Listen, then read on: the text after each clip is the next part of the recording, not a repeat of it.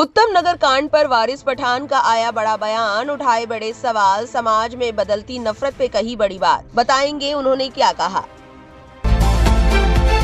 You are watching Delhi News.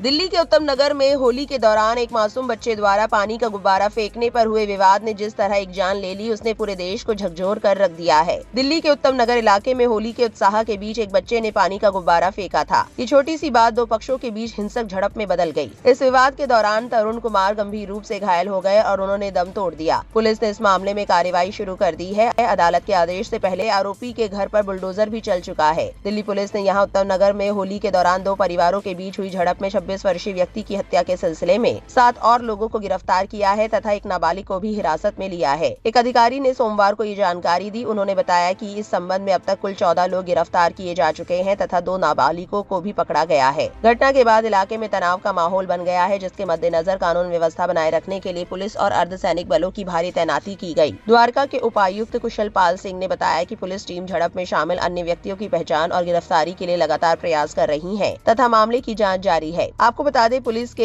एक बयान में कम्युनल एंगल होने से साफ इनकार है। वहीं साथ ही साथ फौज मीडिया ने बताया है कि लोकल्स ने उन्हें बात करते हुए बताया कि दोनों पक्षों के बीच कई सालों से झगड़ा चल रहा था। लोगों के मुताबिक घटना तब शुरू हुई जब तरुण के पड़ोस में रहने वाले आरोपी परिवार की एक महिला उस इलाके से गुजर रही थी। जब तरुण के कुछ रिश्तेदार होली खेल रहे थे, कहा जा रहा है कि उन्होंने उस पर गंदे पानी से भरा गुब्बारा फेंका। कहा जा रहा है कि महिला ने इस पर ऐतराज जताया और कहा कि वो रोजा और नमाज जैसे धार्मिक रीति रिवाज मानती है और सवाल किया कि उसके साथ ऐसा कैसे किया जा सकता है। बहस के बीच तरुण कथित तौर पर अपने घर से बाहर आया और महिला के साथ बदतमीजी की। इसके बाद महिला घर लौटी और अपने भाई को घटना के बारे में बताया। लोकल लोगों का दावा है कि उसके भाई के मौके पर पहुंचने से पहले ही तरुण ने अपने जिम से कई आदमियों को बुला लिया था, जिन्होंने कथित तौर पर उन्हें रॉड से पीटा। इस घटना के बाद उत्तम नगर की जेजे कॉलोनी में तनाव बढ़ गया है। इलाके का मेन मार्केट, जहाँ ज्यादातर दुकानें मुस्लिम समुदाय के लोगों की है, पिछले 4 दिनों से बंद है। दुकानदारों को डर है कि अगर उन्होंने अपनी दुकानें फिर से खोली तो बजरंग दल के सदस्य मार्केट में तोड़फोड़ कर सकते हैं या उन पर हमला कर सकते हैं। लोगों का ये भी कहना है कि घटना के बाद डर के मारे कई मुस्लिम परिवार अपने घर छोड़कर चले गए हैं, मगर फिर भी लोग इस मामले को इस्लाम मुसलमानों से जोड़ रहे हैं और लगातार मुसलमानों के खिलाफ माहौल तैयार किया जा रहा है। नफरत परोसी जा रही है। हजारों पोस्ट है जिसमें मुस्लिम के खिलाफ नफरत का प्रचार हो रहा है। बाकी उत्तम नगर में तरुण के हत्या के आरोपी का घर तोड़े जाने पर भी सवाल उठाए जा रहे हैं। अब इसी मामले पर वारिस पठान ने तल्ख लहजा अपनाते हुए जो कहा, सुनिए। माहौल तो एकदम ही आप देख रहे हो, नफरत का फैल गया है सब तरफ। दिल्ली के अंदर एक युवा की किसी होली के ऊपर जान चली गई। गलत है, किसी को कायदा कानून हाथ में लेने का अधिकार नहीं, मगर आपने क्या किया? सरकार ने कानून प्रशासन की धज्जियां उड़ा दी। रूल ऑफ लॉ फॉलो नहीं करते, जाके जिन लोगों ने किया उसके घर को अपने बुलडोजर से उड़ा दिया, थोड़ा कार्रवाई कर दी वहां पर आपने जाकर। हाँ, तो फिर कोर्ट कचहरी कार्य सब बंद कर दो ना। जैसा आपको पता चले नहीं किसी ने किसका खून किया, कुछ किया, जाके घर को उड़ा दो। तो ये तो सरासर नफरत की दिशा में लेके यार असंवैधानिक काम किया जा रहा है देश में।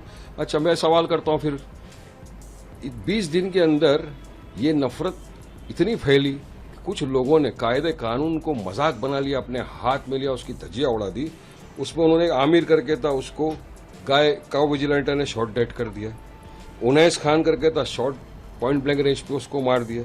रोशन खातून बिहार के अंदर रोजदार महिला, रोजे की हालत से थी, उसने कहा मुझे पानी दो, उसको पकड़ के मारा। उसने पानी मांगा तो उसको शराब और दूध पिलाया और मारा इतना कि वो मर गई।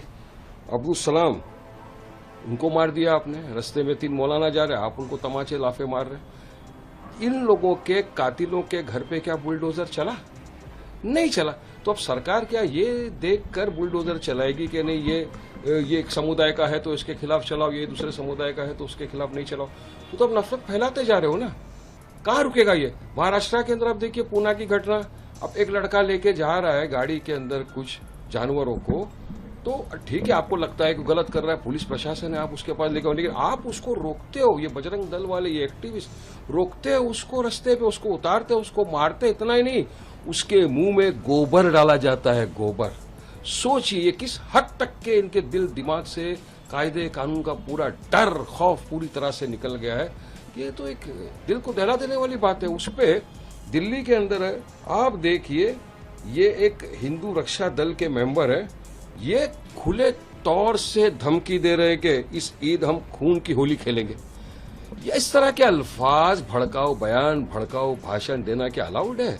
हाँ, कि कितनी नफरतें फैलाएंगे ये, किस तरह से डराना धमकाने की बात की जा रही है। अगर सोचिए 2 सेकंड के लिए, इस तरह की बात अगर वारिस पठान ने या किसी मुसलमान ने बोल दी होती तो अब तक तो डिबेट हो जाते, केस हो जाता, यूएपीए लग जाता, जेल की सलाखों के पीछे डाल दिया जाता।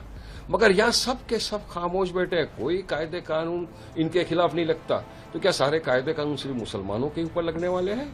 इनको तो आपने खुली छूट दे रखी है। तो मैं मोदी जी से पूछूंगा, आप तो सबका साथ, सबका विकास, सबके विश्वास की बात करते हो, क्या इस तरह पूरा होगा क्या? या संवैधानिक काम करे, नफरत फैलाई जा रही है, मारा जा रहा है, पीटे जा रहे, खून किए जा रहे, मगर आप कुछ कर ही नहीं रहे हो, शांत बैठो, खौफ निकल गया लोगों से। तो ये तो असंवैधानिक है और ये हमारे देश के सेकुलरिज्म को पूरी तरह से नष्ट कर रहा है, पूरी तरह से नष्ट कर रहा है, तितर बितर किया जा रहा है हमारे देश के सेकुलरिज्म को। बाकी आपकी क्या राय है इस खबर को लेकर हमें कमेंट सेक्शन में जरूर बताएं और इस वीडियो को लाइक और शेयर करना ना भूलें।